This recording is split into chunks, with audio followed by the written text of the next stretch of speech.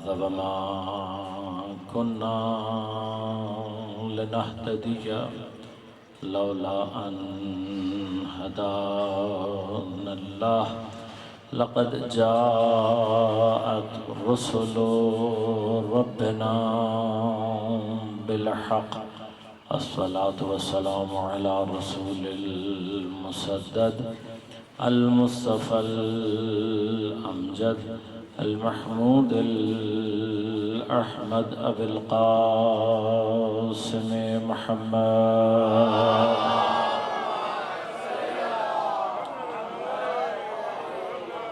والصلاة والسلام على أسد الله الغالب غالب على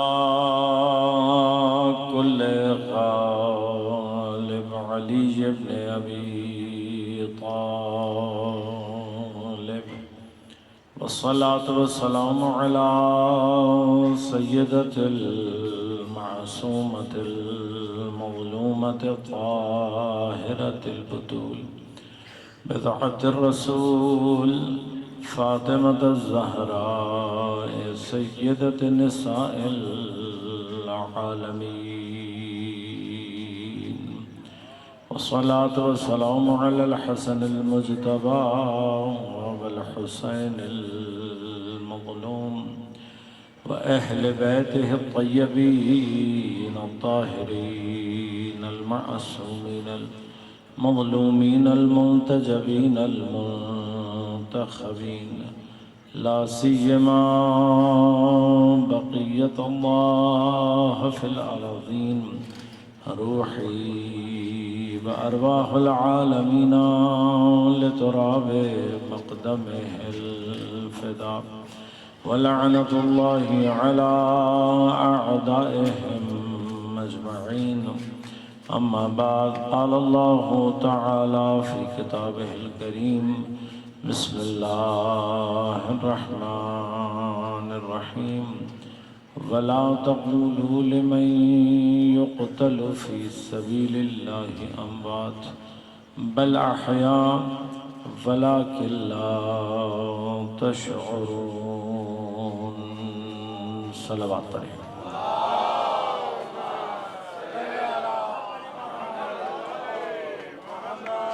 مومنین کرام سامعین محترم عزیزان گرام قدر، جیسا کہ آپ مستحضر ہیں یاد شہداء اور بالخصوص شہدائے اربعین کے سلسلے میں اس سارے سلسلے کو برپا کیا گیا،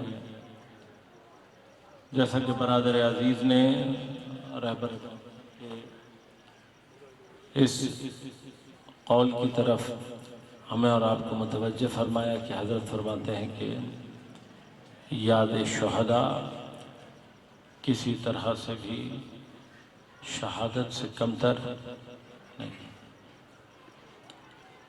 اور جب یہ جملہ آپ فرما رہے ہیں تو یقیناً اس یاد شہداء سے مراد صرف ایک ظاہری طور پر ان کی یاد منا لینا نہیں،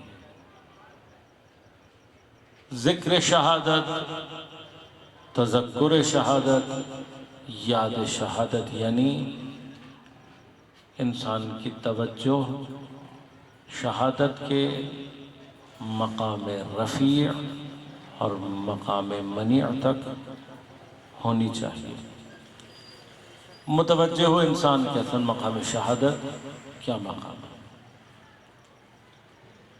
دیکھیے جس طرح سے ایک طالب علم اپنی تحصیلی زندگی میں اگر کسی مقام، کسی درجے کی اہمیت اور حیثیت کو درک کر رہا ہو تو صرف اس مقام کا تذکرہ لسانی کفایت نہیں کرتا، بلکہ اس مقام کی عظمت کو درک کرتے ہوئے اپنے آپ کو اس مقام کے لائق بنانا، یہ وہ یاد ہے کہ جو انسان کو عملاً اس مقام سے نزدیک کرتی ہے۔ مثلاً اگر تعلیمی اعتبار سے ہم کسی درجے کو، کسی ایک مقام کو، کسی ایک منصب کو اپنے لیے تصور کریں تو صرف اس مقام کا ذکر کر لینا، اس کے بارے میں بات کر لینا، یہ انسان کو اس مقام تک نہیں پہنچاتا۔ قبلہ محترم موجود ہیں، بزرگوار بھی ہیں، فاضل بھی ہیں، انہوں نے ڈاکٹریٹ کی ہوئی ہے۔ ڈاکٹریٹ علم میں ایک ایسا مقام، ایک ایسی منزل ہے کہ جس کو ایک مثلاً آج بھی ایک عظمت کے ساتھ دیکھا جاتا ہے۔ اب ہم اپنے بارے میں، اپنے حوالے سے، اپنی گفتگو میں کسی بھی سبجیکٹ کے اندر ڈاکٹریٹ کا تذکرہ کریں، یہ ہمیں ڈاکٹر نہیں بنائے گا، یہ ہمارے اندر وہ صلاحیت پیدا نہیں کرے۔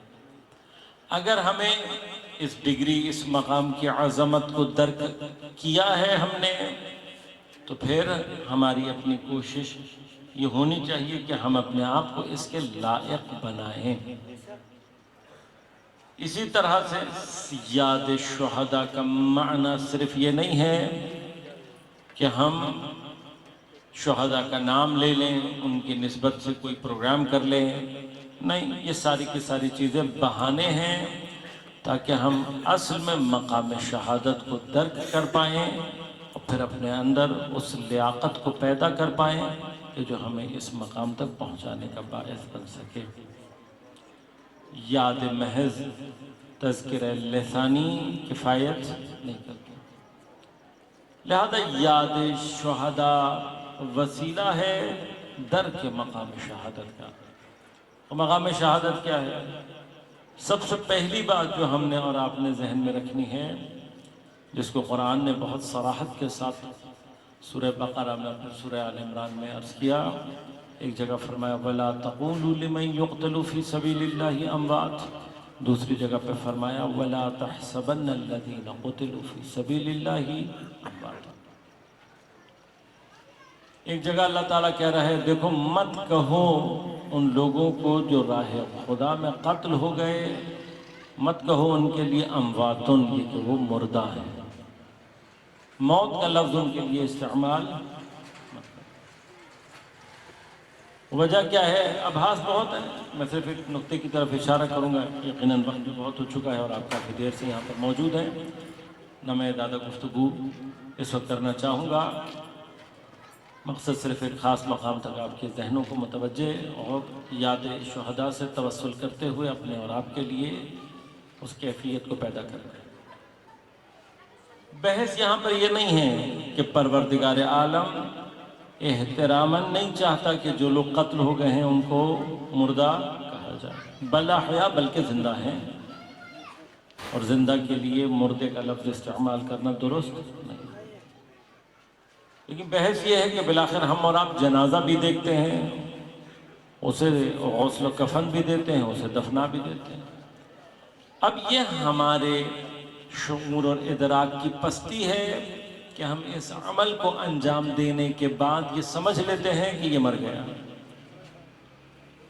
خدا کیا کہہ رہا ہے؟ خبردار، یہ سب کچھ کرنے کے بعد بھی ان کے لیے مردہ کا لفظ استعمال نہ کرتے۔ عام طور پر یہ بحث موجود ہے کہ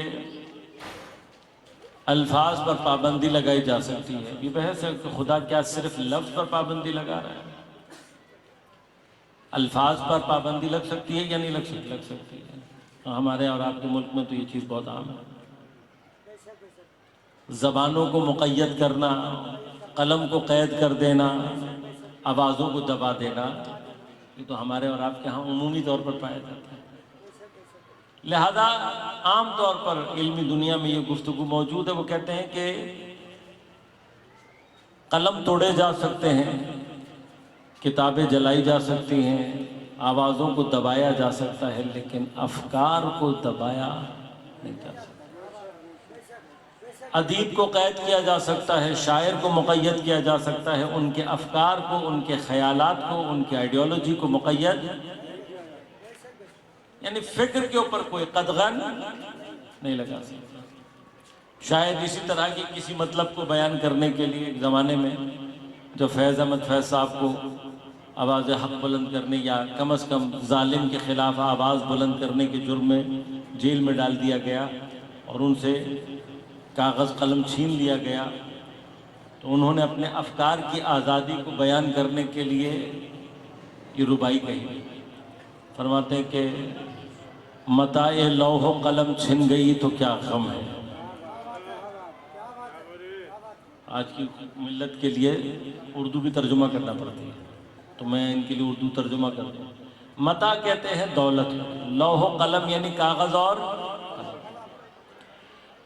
متاع لوح و قلم چھن گئی تو کیا غم ہے کہ خون دل میں ڈبولی ہیں انگلیاں میں نے۔ متاع لوح و قلم چھن گئی تو کیا غم ہے کہ خون دل میں ڈبولی ہیں انگلیاں میں نے، اور زباں پہ مہر لگی ہے تو کیا کہ رکھ دی ہر ایک حلقہ زنجیر میں زباں میں نے۔ فیض صاحب پیغام یہ دینا چاہتے تھے کہ تم مجھے تو قید کر سکتے ہو، میرے اشعار کو، میرے افکار کو قید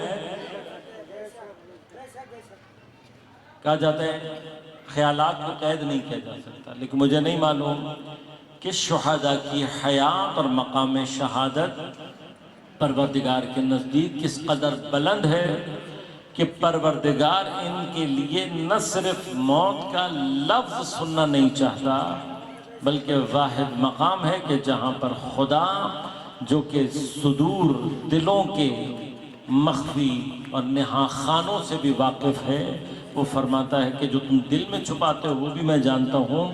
وہ پروردگار کہہ رہا ہے وَلَا تَحْسَبَنَّ الَّذِينَ قُتِلُوا فِي سَبِيلِ اللَّهِ۔ یہ واحد مقام ہے کہ جہاں پر پروردگار حتیٰ سوچ پر بھی پابندی لگا رہا ہے، یہ کہہ کر کہ ہرگز ان کے بارے میں گمان بھی نہ کرنا اس بات کا کہ یہ مر گئے، بل احیا، بلکہ زندہ۔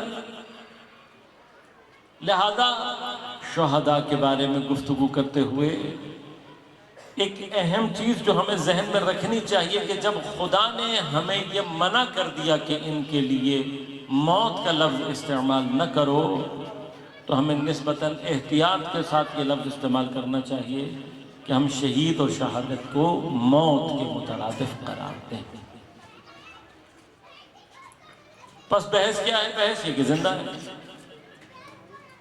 فرق صرف یہ ہے کہ جس زندگی کو میں نے اور آپ نے زندگی تصور کر لیا، وہ اس سے اعلیٰ اور ارفع زندگی گزار رہے ہیں۔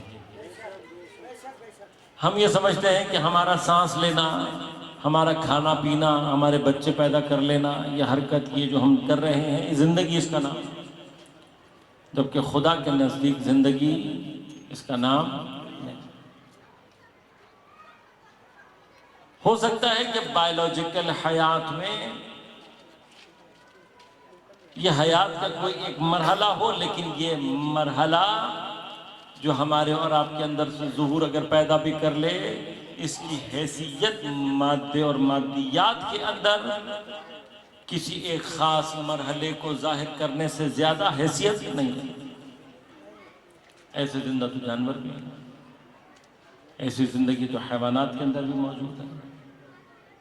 اب اگر کوئی حیوان بن کر رہنا چاہتا ہے تو ہماری بحث نہیں ہے اس سے، لیکن جو حیوانات سے آگے زندگی کو لے جانا چاہتا ہے، اس کو سمجھنے کی ضرورت یہ ہے کہ زندگی کا کل تصور سانس لینے میں، کھانے پینے میں، حرکت کرنے میں نہیں ہے۔ لہذا اس سے زیادہ طاقتور زندگی، اس سے زیادہ طاقتور حیات، اس سے اعلیٰ اور ارفع حیات موجود ہے، اور خدا چاہتا ہے کہ ہم اس حیات کی طرف متوجہ ہوں۔ اس حیات کی طرف توجہ دلانے کا ایک راستہ کیا ہے کہ ہم شہداء کو ان کو سمجھیں اور ان سے اپنے ارتباط کو مقوی کریں، اپنے ارتباط کو قوت دیں۔ اب سوال یہ پیدا ہوتا ہے کیا واقعاً ہم شہداء سے ارتباط پیدا کر سکتے ہیں؟ واقعاً اصل یاد شہداء یہ ہے کہ ان کی یاد کے ذریعے سے صرف یاد نہ کیا جائے، بلکہ پہلی قابلیت اپنے اندر یہ پیدا کی جائے کہ ہم شہداء سے ارتباط پیدا کرنے کی صلاحیت پیدا کریں۔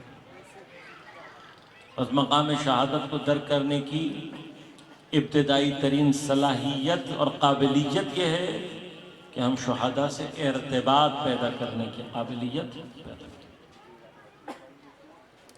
اب ہمارے اور شہداء کے درمیان میں زندگی اور حیات کے ان مراحل میں فرق یہ ہے کہ وہ ایک ایسی اعلیٰ اور عرفہ حیات کو گزار رہے ہیں جسے میں اور آپ ابھی تک درک نہیں کر سکتے۔ لہذا میں اس کی عام طور پر مثال یہ دیتا ہوں کہ اگر مثلاً آپ تصور کریں کوئی ایسا گہرا کنواں ہو کہ جس کی گہرائی بہت زیادہ ہو، متروک ہو، آپ کو یہ بھی نہ پتا ہو کہ اس کے اندر کیا ہے، اور کوئی قیمتی شے اس کے اندر کتنا ہے، تو ایسا کنواں جس کی گہرائی نظر نہیں آ رہی ہے، جس تک ہمارے شعور کی، ہمارے درک کی رسائی نہیں ہے، تو ہمیں اس میں اترتے ہوئے ڈر لگے گا، ہم خوفزدہ ہوں گے۔ ہمیں نہیں پتا کہ اس کنویں کے اندر کیا ہے، ہو سکتا ہے کوئی زہریلی گیس ہو سکتا ہے کوئی خطرناک کیڑا جانور ایسا کوئی چیز ہو، نہیں پتا ہمیں نیچے تہہ میں کیا ہے، لیکن چیز بھی گر گئی۔ اب اس قیمتی شے کو حاصل کرنے کے لیے کوئی اپنے اندر ایک جرأت پیدا کر کے کہ بھئی میری کمر میں رسی باندھو، میں جاتا ہوں۔ ابھی نیچے گیا اور فرض کریں کہ ہاتھ سے رسی بھی چھوٹ گئی۔ اب یہ نیچے جانے کے بعد جب پہنچا نیچے تو اس نے دیکھا، تب فرض کر رہے ہیں بات کو تاکہ بات آپ تک پہنچا سکیں، کہ ہم جو اوپر کھڑے ہوئے ڈر رہے تھے کہ پتہ نہیں نیچے کیا ہوا، وہ نیچے پہنچا تو دیکھے کہ یہاں تو باغ ہی بنے ہوئے ہیں زبردست قسم کے، یہاں تو ایک ایسی فضا ہے کہ جس کو ہم نے دنیا میں کبھی تصور ہی نہیں کیا تھا۔ اب یہ وہاں پہنچنے کے بعد ایک مرتبہ بتانا تو چاہے گا نا کہ میں کہاں پہنچ گیا، اب یہ آواز لگائے گا نیچے سے۔ اب اوپر اگر اس کی آواز نہیں آ رہی ہوگی تو جس کو آواز نہیں آئے گی وہ اب جاتے ہوئے ڈرے گا، اس کے اندر زیادہ خوف ہوگا، وہ کہے گا پتہ نہیں یہ بھی گیا واپس نہیں آ رہا۔ لیکن اسی دوران اگر کسی کے کان میں اس کی آواز آ جائے، کوئی ایک فرد ایسا ہو کہ جس کو اس کی آواز سنائی دے، تو وہ کیا کہے گا؟ وہ کہے گا بھائی میں نے آواز سنی ہے، اگر آواز سنی اس کا مطلب زندہ ہے، کم از کم اتنا تو پتا ہے کہ زندہ ہے، کم از کم اتنا تو پتا ہے کہ خیریت سے ہے۔ اب اگر اس نے آواز سن لی تو اس کو جاتے ہوئے ڈر لگے گا؟ اس کو نہیں لگے گا، باقی سب پر خوف طاری ہوگا، سب پر خوف طاری ہوگا۔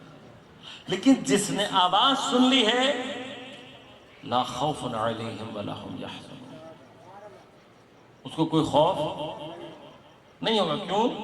اب اس کا اعتماد اس بات پر کہ وہاں حیات ہے، موت نہیں ہے، یہ بڑھ جاتا ہے۔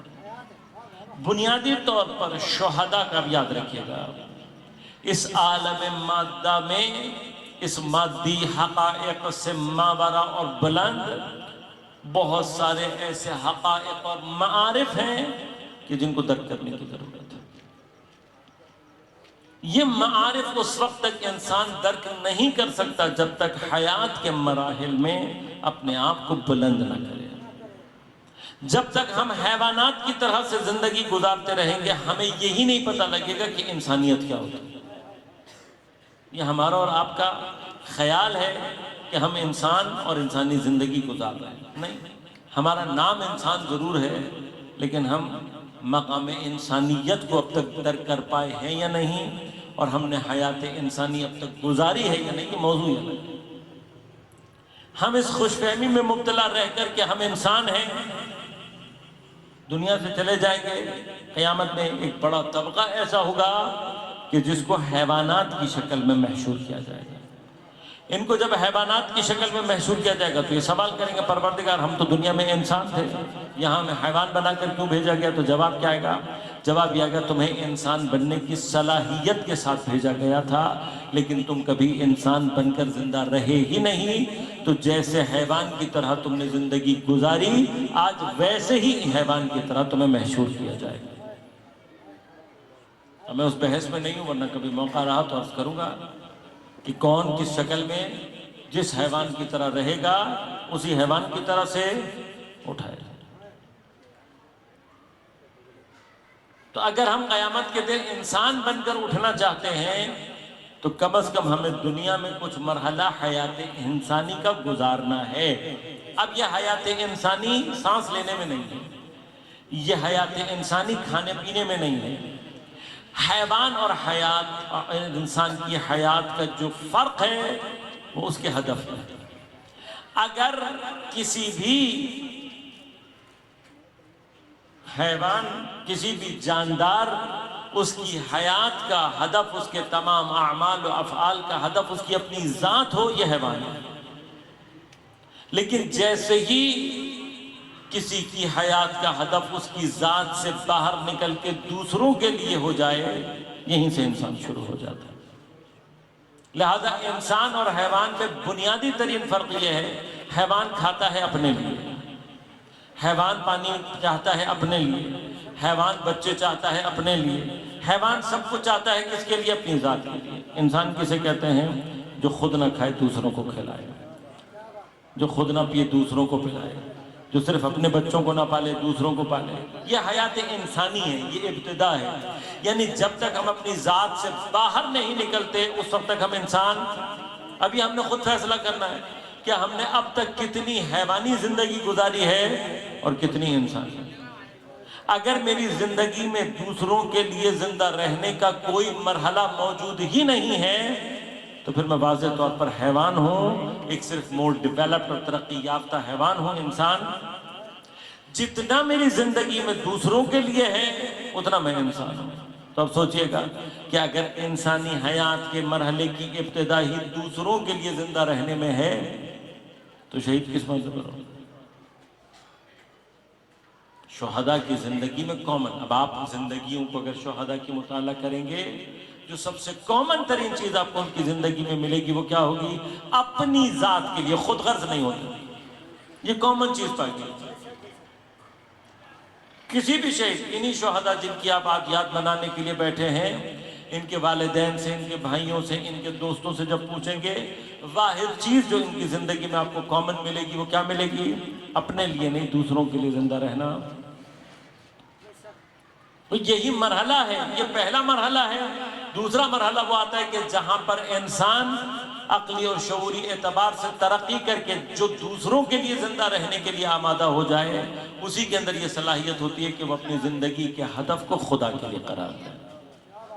جب ہماری زندگی کا ہدف خدا بن جاتا ہے تو ہم انسانی حیات سے باہر نکل کر ایمانی حیات کے مرحلے میں داخل ہو جاتے ہیں۔ اس حیات ایمانی کا کمال کیا ہے؟ کمال یہ ہے کہ کسی مرحلے پر آ کر اگر خدا ہم سے یہ کہے یہ حیات مجھے دے دو، تو جو حیات گزار ہی خدا کے لیے رہا ہو اس کو یہ حیات خدا کے حوالے کرنا مشکل نہیں لگتا۔ جیسے ہی وہ خدا کے حوالے حیات کرتا ہے تو خدا کیا کہتا ہے؟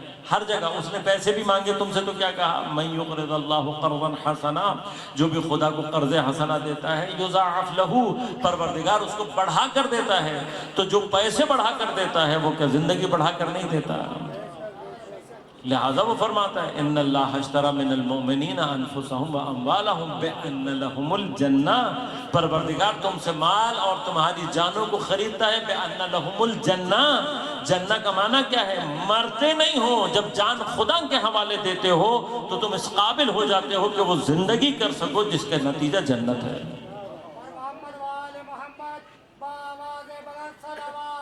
اللہ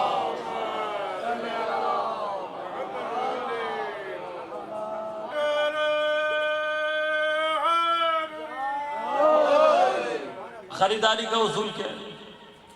خریداری کا اصول یہ ہے کہ جب مال آپ کو مل گیا قیمت دیں، خصوصاً اگر آپ قیمت دینے پر قادر ہیں تو پھر دکانوں پہ لکھا ہوتا ہے ادھار سخت منع ہے.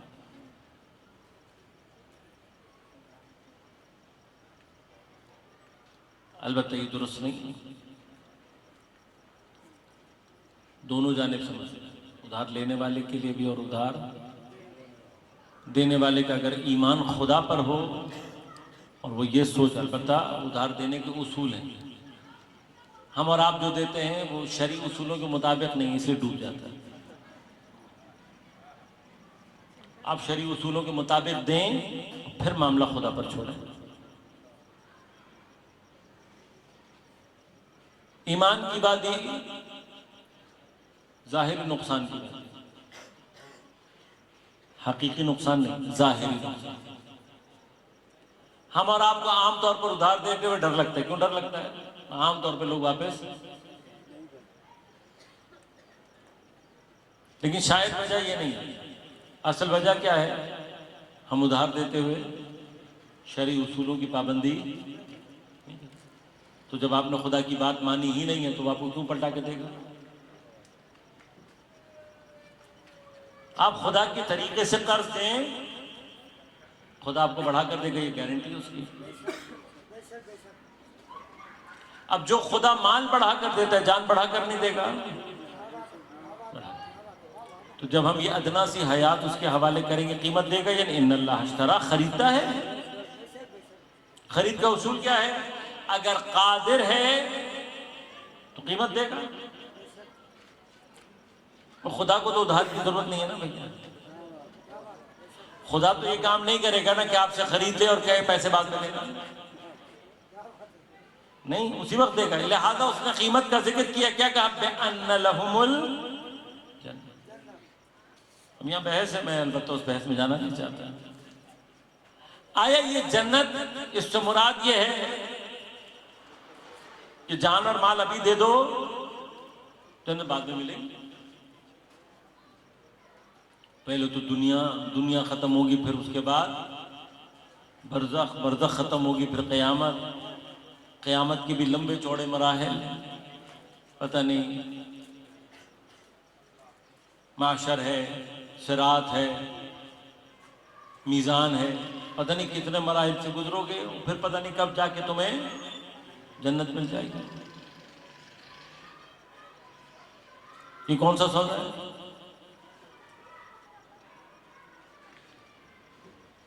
بہترین سودا کون سا ہوتا ہے؟ کہتے ہیں نقد ہوتا ہے. بزرگوں کے ذہنوں میں شاید شعر ہو، میں جوانوں سے تو آج کل توقع رکھنا مشکل ہو جاتی ہے بات کو. کہتے ہیں کل جگ نہیں کر جگ ہے یہ، یہاں دن کو دے اور رات لے. کیا خوب سودا نقد ہے، اس ہاتھ لے. جان ابھی دے دو، جنت بعد میں لے لینا. مال ابھی دے دو، جنت. اچھا، ہم عام طور پہ ذرا تقدس بھی ایک جگہ پہ جا کر پریجڈس بن جاتا ہے. تو ہم چونکہ اللہ تبارک و تعالیٰ کے بارے میں، دین کے بارے میں ضرورت سے زیادہ مقدس معابی کے شکار ہیں، تو ہم کہتے ہیں چلو اللہ تعالیٰ کوئی بات نہیں، بعد میں دیتے. کیوں بعد میں دیتے؟ خرید کر رہا ہے، ادھار تو نہیں مانگ رہا. ادھار تو اس نے آپ سے کہیں اور مانگا. اس نے کہا مَن یُقْرِضُ اللَّهَ قَرْضًا حَسَنًا، الگ جگہ ہے. یہاں خدا خرید کی بات کر رہا ہے. خرید کیا کر رہا ہے؟ ان اللہ اشترا، خدا خریدتا ہے. تو جب خریدتا ہے تو کب دیتا ہے؟ فوراً دے گا نا. آپ جب خریدنے جاتے ہیں کوئی چیز پہلے لیتے ہیں، قیمت بعد میں دیتے ہیں، یا قیمت پہلے دیتے ہیں اور چیز بعد میں لیتے ہیں؟ اصول کیا ہے؟ اصول یہ پسند کر لیتے ہیں. آپ کی کب کہلاتی ہے؟ جب تک آپ قیمت نہیں دیتے. جب اللہ تبارک و تعالیٰ قیمت دینے جا رہا ہے تو چیز لینے سے پہلے قیمت دے گا یا چیز لینے کے بعد دے گا؟ یقیناً پہلے دے گا. تصور کریں اس بات کا. اس کا مطلب کیا ہے؟ یہاں پر عین ممکن ہے کہ جنت سے مراد قیامت والی جنت نہیں، وہ تو الٹیمیٹ نتیجہ ہے ہی. قرآن کریم میں بہت سارے مقامات پر جنت سے مراد قیامت کی جنت نہیں ہے. بہت سارے مقامات ایسے جہاں پہ لفظ جنت کو اللہ نے قیامت کی جنت سے تعبیر نہیں کیا، تو بہت سارے مقامات ہیں۔ اس کا معنی یہ ہے شہداء جس وقت پروردگار عالم سے یہ معاملہ کر رہے ہوتے ہیں، اپنی حیات جس وقت دے رہے ہوتے ہیں خدا کو، تو خدا اس کو ایک افضل حیات کے ساتھ ساتھ کوئی ایسا مقام دے رہا ہوتا ہے کہ جس کی کم ترین تشبیہ خدا کے نزدیک جنت ہے۔ پس شہید ہونے کے بعد کس جگہ پر ہے؟ مرتا نہیں ہے۔ جسد کا غیر متحرک ہو جانا موت نہیں ہے۔ اس بدن کے اندر یہ قابلیت نہیں ہے کہ وہ اس جنت کو درک کر سکے جو خدا دینا چاہتا ہے۔ اب یہ ایسا ہی ہے کہ مثلا آپ نے کوئی لباس پہنا ہوا ہو اور آپ کو ہم کسی بڑی اعلیٰ اور عرفہ جگہ پر لے کر جا رہے ہوں، تو ہم آپ سے کیا کہیں گے؟ ہم کہیں گے بھائی یہ لباس اتارو، اس جگہ کے لیے یہ نہیں، یہ والا لباس پہننا ہے آپ نے، اس لباس کے بغیر آپ وہاں نہیں جا سکتے۔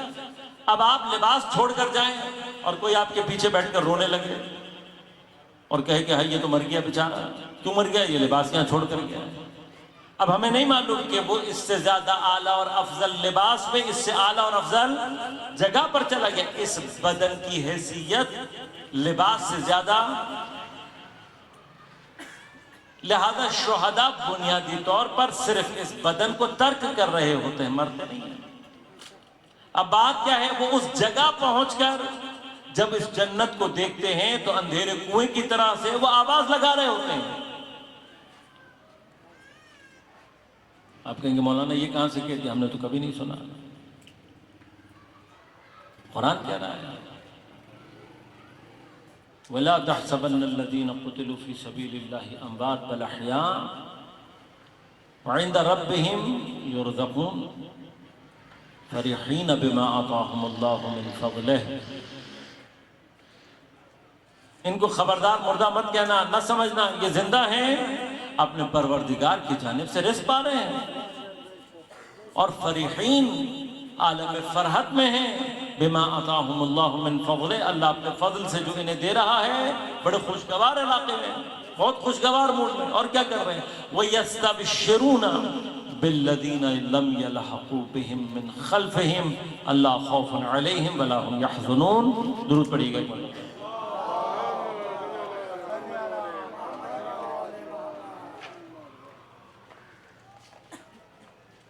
کیا کر رہے ہیں؟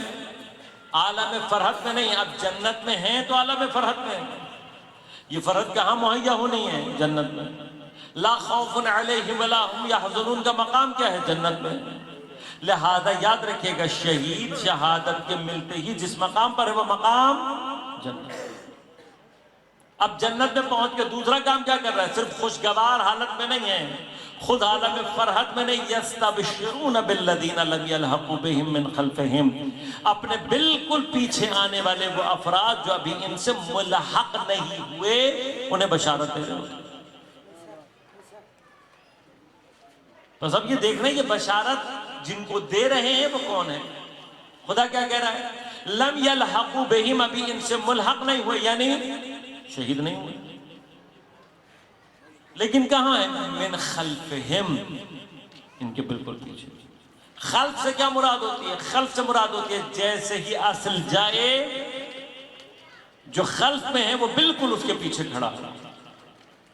اگر ہم اپنے شہداء کی نسبت اس طریقے سے ہیں تو ہمارا رابطہ شہداء سے ہے۔ یعنی کیا؟ اب من خلفہم، لم یلحقوا تو ہم ہیں، ابھی ہمیں شہادت نہیں ملی۔ من خلفہم کیسے بننا ہے؟ من خلفہم بننے کا طریقہ یہ ہے کہ کسی بھی شہید کے جس کی حیات، جس کے کام کو آپ سمجھیں کہ یہ وہ کام ہے جو میں کر سکتا ہوں، میں اس شہید کے اس کام کو جو اپنی زندگی میں دے کر منزل شہادت کے لیے اپنے آپ کو لائق بنا سکا ہے، میں اس کام کو آگے بڑھاؤں گا۔ اگر میں شہید کے اس کام کو اس کی طرح سے ایسے بڑھانا شروع کروں کہ جہاں شہید نے اپنی حیات میں آخری قدم رکھا تھا، میں اس کے قدم پر قدم رکھ کر اس کے کام کو آگے بڑھانا شروع کر دوں، تو میں کیا ہوں گا؟ بالکل اس کے خلف میں آ جاؤں گا۔ کوئی اگر اپنی زندگی میں شہداء کے ساتھ اپنے آپ کو ساتھ ایسے منسلک کر دے تو پھر خدا کہہ رہا ہے یستبشرون بالذین لم یلحقوا بہم اللہ خوف علیہم ولا ہم یحزنون. بس یہ جو بشارت ہے یہ سننے کے لیے قابلیت کیسے پیدا کرنی پڑے گی؟ کوئی بھی شہید جب آپ نے اس کی زندگی کا میں نے عرض کیا شہداء کی یاد کا معنی صرف یہ نہیں ہے کہ ہم شہداء کا تذکرہ کر لیں، شہداء کی یاد کا معنی نہیں ہے کہ ہم ایک پروگرام ان کے لیے کر لیں. شہداء کی یاد کا معنی یہ ہے کہ شہداء کی حیات کو سمجھو، شہداء کی زندگی کو درک کرنے کی کوشش کرو، یہ سمجھنے کی کوشش کرو یہ کیا کر رہا تھا جس نے اس کو قابل شہادت بنایا. اور جب آپ اپنے آپ کو اس حد پر لے آتے ہیں، شہید کی حیات کو اتنا سمجھنے کی قابلیت پیدا کر لیتے ہیں، اور جیسے ہی وہ کام انجام دینا شروع کرتے ہیں جو کہ شہداء کے مشن کا تسلسل بن جائے، تو آپ کے اندر خود بخود صلاحیت شہادت پیدا ہو جائے گی. اب جو اس مقام پر آیا ہے وہ شہداء کے ساتھ ارتباط میں آیا ہے، اور جو شہداء کے ساتھ ارتباط میں آ جائے اسے اس حیات کے بارے میں اتنا یقین ہوتا ہے کہ پھر اس کے لیے یہ مرحلہ کہ جسے میں اور آپ موت سے تعبیر کر رہے ہوتے ہیں اسے موت دکھائی نہیں دیتی، عین حیات.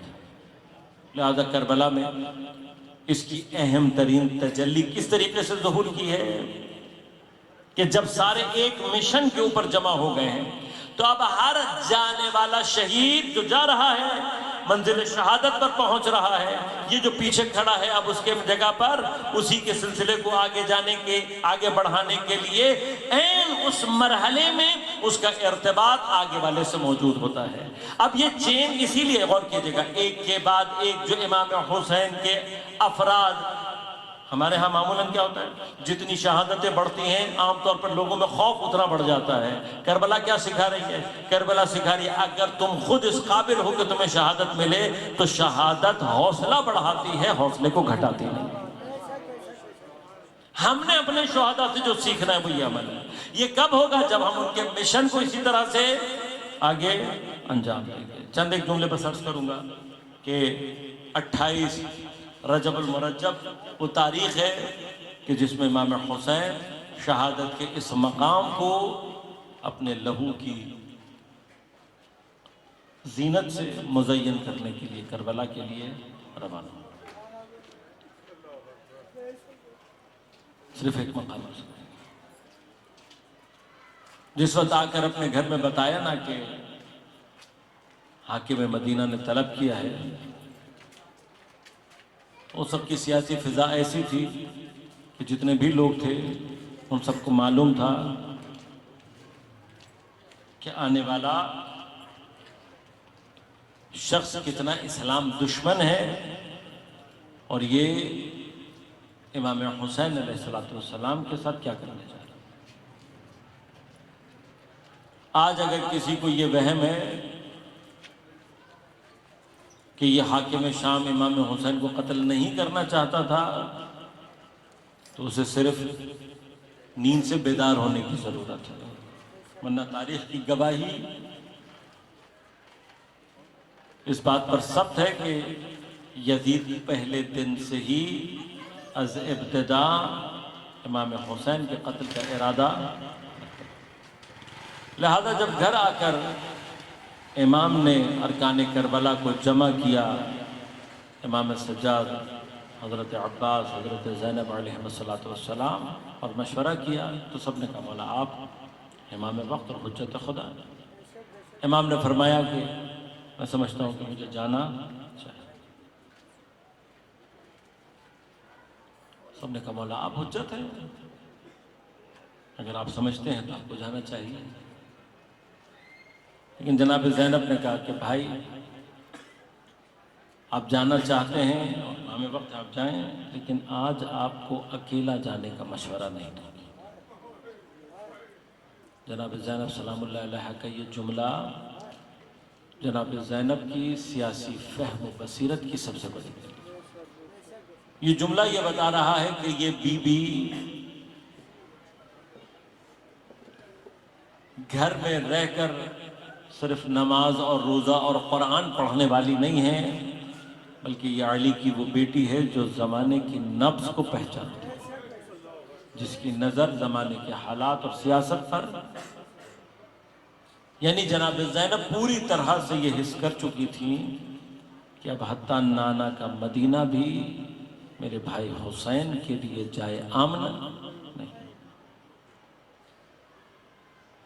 اور یقیناً امام حسین مکہ اور مدینہ کی حرمت کو اس حد تک درک کرتے تھے کہ جس کا اظہار بھی کیا کہ میں ایک بالش اس حدود کے اندر قتل ہونے سے ایک بالش باہر قتل ہونا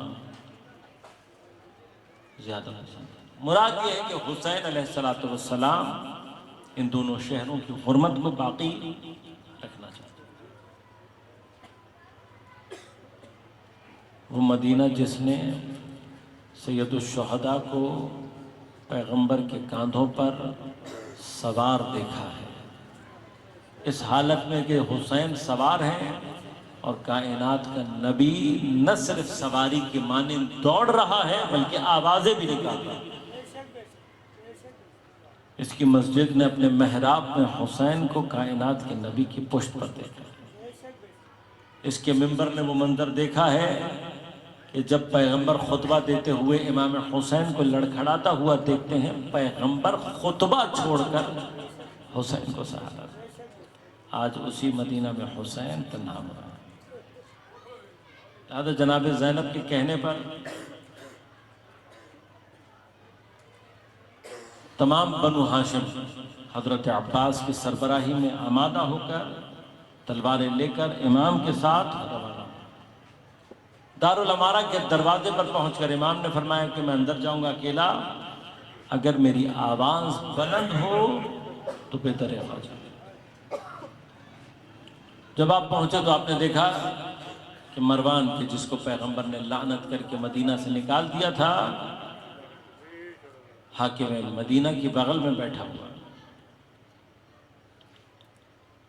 ولید نے اپنا مقصد بیان کیا، خط دکھایا اور امام سے جب بیعت کو طلب کیا، امام نے فرمایا کہ میں رات کی تاریکی میں فیصلہ جو بھی کہنا ہے دن میں مسجد میں کہوں گا، بات معقول تھی، لہذا ولید خاموش ہو گیا۔